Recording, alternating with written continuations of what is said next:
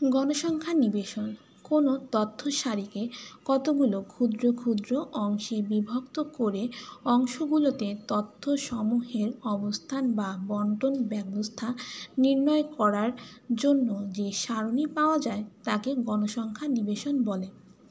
একটি প্রাথমিক গণসংখ্যা নিবেশনে 3টি শিরোনাম বা কলাম থাকে। সেগুলো কি? শ্রেণীব্যাপ্তি, ট্যালি আর কলাম। আর পূর্ণাঙ্গ গণসংখ্যা নিবেশনের কলামসমূহ 5টা থাকে মূলত, ব্যতিক্রমে একটু বেশি হতে পারে। সেগুলো কি? শ্রেণীব্যাপ্তি, শ্রেণী মধ্যবিন্দু, ট্যালি, গণসংখ্যা, যোজিত গণসংখ্যা বা ক্রমযোজিত গণসংখ্যা। আর যদি অসম শ্রেণী বিশিষ্ট নিবেশনের ক্ষেত্রে থাকে তখন গণসংখ্যা ঘনত্ব নামক এক্সট্রা কলাম থাকে। অসম শ্রেণী বিশিষ্ট কী জিনিস? অসম শ্রেণী বিশিষ্ট হচ্ছে 10 থেকে 15 একটা শ্রেণী, তারপরে হয়তো বা 18 থেকে 20 একটা শ্রেণী, এরপরে হয়তো বা 20 থেকে 30 একটি শ্রেণী। এগুলোকে বলা হয় হচ্ছে অসম শ্রেণীব্যাপ্তি। এক্ষেত্রে কি করতে হবে? এক্ষেত্রে আমাদের গণসংখ্যা ঘনত্ব নির্ণয় করতে হবে। পরিসর কোনো তথ্য সারির সর্বোচ্চ মান ও সর্বনিম্ন মানের বিয়োগফলকে পরিসর বলে। পরিসর কিভাবে নির্ণয় করা হয়? সবচেয়ে বড় সংখ্যা বিয়োগ সবচেয়ে ছোট সংখ্যা যোগ 1।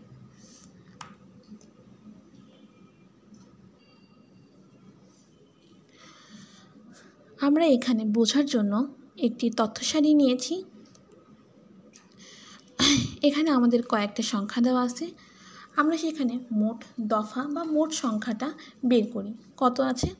1 2 3 4 5 6 7 8 9 10 11 12 13 14 15 16 17 18 19 20 21 22 23 24 25 26 27 28 29 30 31 32 33 34 35। তাহলে আমাদের এখানে মোট দফা সংখ্যা হচ্ছে 35।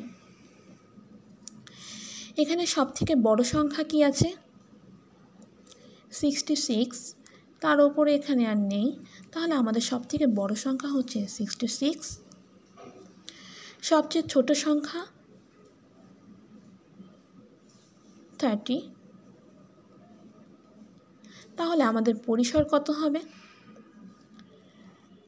সবথেকে বড় সংখ্যা 66 মাইনাস 30 প্লাস 1।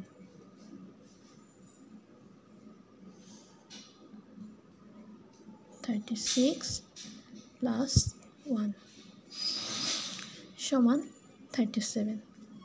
শ্রেণীব্যাপ্তি গণসংখ্যা নিবেশন তৈরি করার জন্য সমগ্র তথ্য সারিকে কতগুলো সম বা অসম শ্রেণীতে বিভক্ত করা হয় এবং দুটি সংখ্যা দ্বারা শ্রেণীর পরিধি নির্দেশ করা হয়। এভাবে দুইটি সংখ্যা দ্বারা তথ্য সারির যে পরিধি নির্দেশ করে তাকে শ্রেণীব্যাপ্তি বলে। যেমন 10 থেকে 15, 15 থেকে 20 এরা হলো শ্রেণীব্যাপ্তি।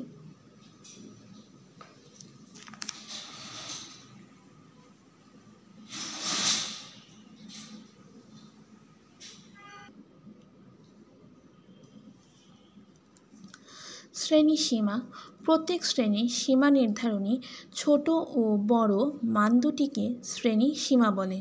দুইটির মধ্যে ছোট মানটিকে শ্রেণীর নিম্নসীমা ও বড় মানটিকে শ্রেণী উচ্চসীমা বলে। যেমন 20 থেকে 29 এই শ্রেণীব্যাপ্তির নিম্নসীমা হচ্ছে 20 আর উচ্চসীমা হচ্ছে 29। ট্যালি কোনো শ্রেণীতে যে কয়টি সংখ্যা থাকে তা ক্ষুদ্র ক্ষুদ্র খাড়া রেখা দ্বারা চিহ্নিত করা হয়। এই রেখাগুলোকে ট্যালি বলে। যেমন 20 থেকে 29 শ্রেণীব্যাপ্তির গণসংখ্যা যদি 7 হয় তবে ট্যালি হবে, এইভাবে আমরা প্রকাশ করব। কিভাবে? 4টা দাগ দিয়ে একটা দাগ হবে আড়াআড়ি, তাহলে এটা হবে 5, তারপরে আরও 2টা দাগ। এটা আমরা ছোটোবেলায় সেই ক্লাস 3 থেকে নাকি 4 থেকে যেন শিখে আসছি, এটা আমরা সবাই পারি।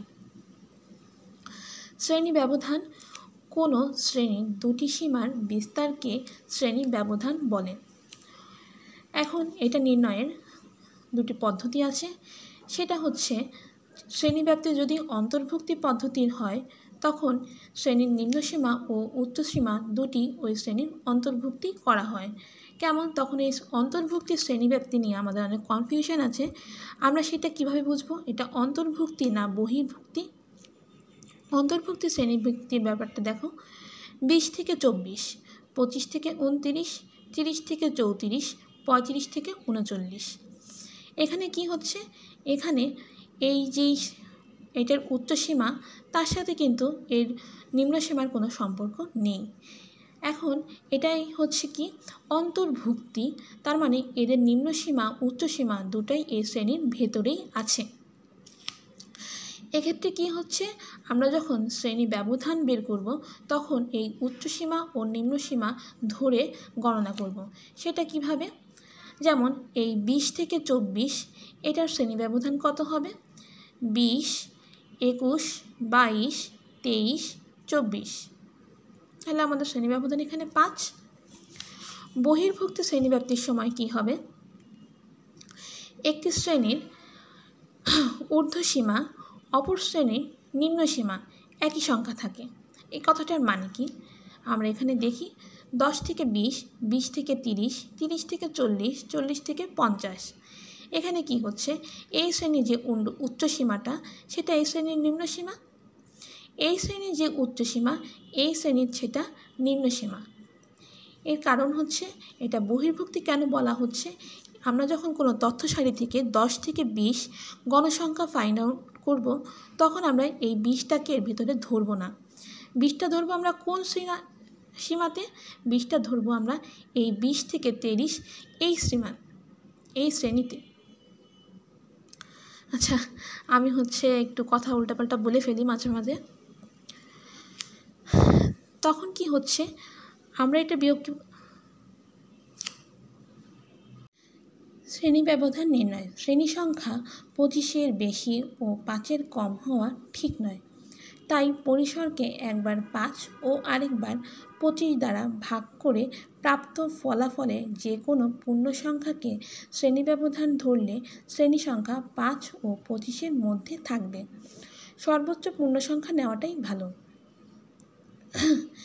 এখন আমাদের যদি পরিসর 33 হয় এবং এই ভাগ করার পরে যদি ফলাফল 6.60 ও 1.32-এর মধ্যে আসে তখন আমরা এর ভিতরে যে কোনো পূর্ণ সংখ্যা নিতে পারব।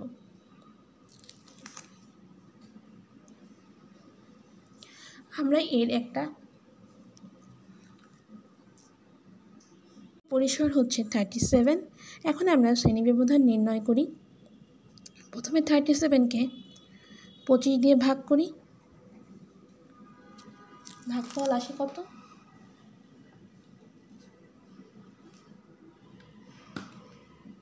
1.48।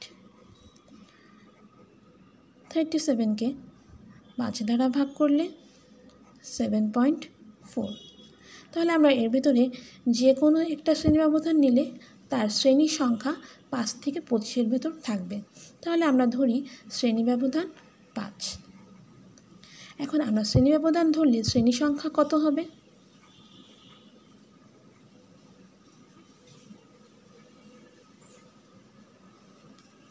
শ্রেণী সংখ্যা সমান পরিসর ভাগ শ্রেণী ব্যবধান।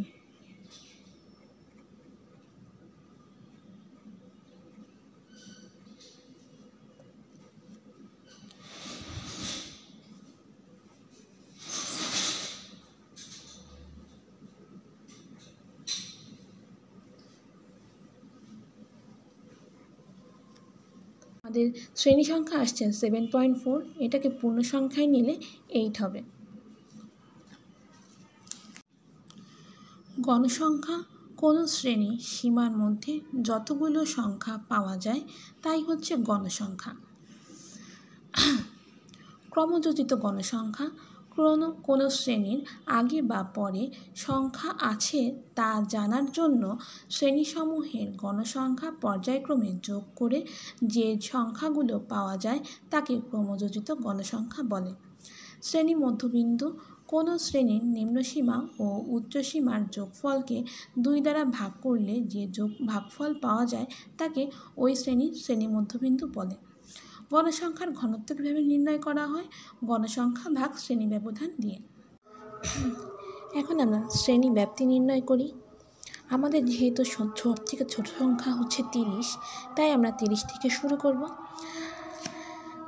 আমরা এই গণসংখ্যা নিবেশন সারণী তৈরি করব বহির্ভুক্তি পদ্ধতিতে, তাই আমাদের শ্রেণীব্যাপ্তি হবে 5 শ্রেণী ব্যবধান ধরে আমাদের শ্রেণীব্যাপ্তিটা হবে হচ্ছে 30 থেকে 35। আচ্ছা, এটা যদি অন্তর্ভুক্তি পদ্ধতিতে হতো তখন আমাদের শ্রেণীব্যাপ্তিটা কি হতো? 30, 31, 32, 33, 34। তার মানে 30 থেকে 34, 35 থেকে 39, 40 থেকে 44 এমন হতো। কিন্তু এটা যেহেতু বহির্ভুক্তি, তাই আমরা 30 থেকে 35 নিচ্ছি। পরেরটা কি হচ্ছে? 35 থেকে 40। এখন আমরা যখন এখান থেকে গণসংখ্যা বের করব তখন কি হবে? আমরা এই 30 থেকে 35-এর 35 বাদ দিয়ে, তার মানে 30 থেকে 34 পর্যন্ত এই তথ্য সারিতে যে কয়টা সংখ্যা আছে তাকে আমরা গণসংখ্যা হিসেবে হিসাব করব। পরেরটা তো যখন আমরা যাব 35 থেকে 40, তখন আমরা কি করব? তখন আমরা 35 থেকে 39 পর্যন্ত কাউন্ট করব, 40টা বাদ রাখব। আমরা এখন মধ্যবিন্দু নির্ণয় করি। 30 থেকে 35, এখানে নিম্নসীমা ও উচ্চসীমা এদের যোগ করে তাকে 2 দিয়ে ভাগ করি। তাহলে 30 আর 35 যোগ করলে আসছে 65। 65কে 2 দিয়ে ভাগ করলে হচ্ছে 32.5। আমরা এখানে বাকিগুলো আমরা এভাবে ক্যালকুলেশন না করেও সহজ পদ্ধতিতে করতে পারি। সেটা কি? আমাদের যেহেতু শ্রেণী ব্যবধান 5, তাহলে এই 32.5-এর সঙ্গে 5 যোগ করলে পরেই পরের শ্রেণীর মধ্যবিন্দু নির্ণয় করা হয়ে যাচ্ছে। এখন আমাদের যদি শ্রেণী ব্যবধান যদি 10 হতো, তখন আমরা কি করতাম? এর সঙ্গে 10 যোগ করে দিতাম। করি 37.5।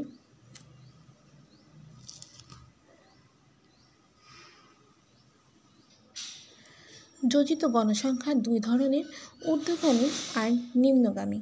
আমরা নর্মালি যে কোনো একটা পদ্ধতি করতে পারি। সাধারণত আমরা পরীক্ষার খাতায় ঊর্ধ্বগামী শিখে এসেছি, নিম্নগামীও এখন শিখব। ঊর্ধ্বগামী হচ্ছে গণসংখ্যা সেটা হচ্ছে প্রথমে যে ছোট থেকে বড়র দিকে যাওয়া। কীভাবে? প্রথমে আমরা 2 নিলাম, 6 আর 2 8, 8 8 16, 16 আর 7 23, 23 আর 6 29, 29 আর 2 31, 31 আর 1 32, 32 আর 3 33। কি বলতেছি? 35। এখন নিম্নগামী যোজিত গণসংখ্যার সময় কি হচ্ছে? এখানে সব থেকে নিচের যে সংখ্যাটা সেটা ছোট হবে এবং সব থেকে উপরের যে সংখ্যাটা সেটা বড় হবে। এটাকেই বলে নিম্নগামী যোজিত গণসংখ্যা। তাহলে আমরা শুরু করব শেষ থেকে। শেষে কি আছে? 3, 3 আর 1 4, 4 আর 2 6, 6 আর 6 12, 12 আর 7 19, 19 আর 8 27, 27 আর 6 33, 33 আর 2 35। এখন আমরা যদি এটাকে অন্তর্ভুক্তি পদ্ধতিতে গণসংখ্যা নিবেশন সারণী তৈরি করতাম, যেহেতু আমাদের আয়তলেখ অঙ্কন করতে বলেছে, তখন আমাদের আরেকটি বাড়তি ছক নিতে হতো। সেটা হচ্ছে প্রকৃত শ্রেণীব্যাপ্তি। প্রকৃত শ্রেণীব্যাপ্তি কীভাবে নির্ণয় করে? এখন আমাদের যদি 30 থেকে 35 আছে, তাহলে আমরা এটা নিতাম 29.5 থেকে 35.5 পর্যন্ত। আমরা এই গণসংখ্যা নিবেশন সারণীর উপর ভিত্তি করে আয়তলেখ অঙ্কন করেছি। এখন আমার কাছে হচ্ছে গ্রাফ পেপারের খুব সংকট, তাই আমি গ্রাফ পেপারকে প্রায় 16 ভাগ করে তার একটা ভাগ নিয়েছি। এখন এক্স অক্ষ বরাবর আমরা নিয়েছি কি শ্রেণীব্যাপ্তি, ওয়াই অক্ষ বরাবর নিয়েছি গণসংখ্যা। আমি এখানে গণসংখ্যা প্রত্যেক ছোট ঘর সমান 1 ধরেছি।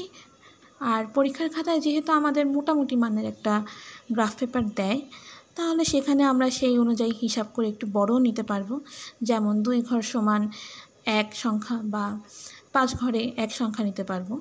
আর আমি এখানে প্রত্যেক 5 ঘরে 5 করেই নিয়েছি। যেমন 30 থেকে শুরু করেছি, 30, 35, 40, 45, 50 এভাবে নিয়েছি। এখন 30 থেকে 35 শ্রেণীব্যাপ্তির জন্য আমাদের গণসংখ্যা ছিল 2, তাহলে আমি নিয়েছি এখানে কত? ওয়াই অক্ষে 1, 2 এটুকু নিয়েছি। 35 থেকে 40-এর জন্য ছিল আমাদের কত? 6, তাহলে হচ্ছে 5 আর 1 6। 40 থেকে 45-এর জন্য ছিল 8, 40, 6, 7, 8। 45 থেকে 50-এর জন্য ছিল 7, 8, যেহেতু আমাদের 8-এর 1 ঘর কম, এই যে আমরা 7 পর্যন্ত নিয়েছি। তারপরেটা ছিল 6, 6 ঘর গুনে নিয়েছি। তারপরে ছিল 2, 2 ঘর গুনে নিয়েছি। তারপরে ছিল 1, 1 ঘর গুনে নিয়েছি। তারপরে ছিল 3, 3 ঘর গুনে নিয়েছি। তবে অবশ্যই আয়তলেখ অঙ্কন করার আগে আমরা কত ঘর সমান কত ঘর নিলাম, কোন অক্ষে কত নিলাম সেটি উল্লেখ করে দিতে হবে। আজকের মতো এটুকুই। আমি যেহেতু সারা বছর পড়াশোনা করিনি, তাই আমার অনেক ভুল আছে। ভাবলাম আমার মতোই অনেকে স্ট্রাগল করছে, তাই আমি একটা ভিডিও বানালাম।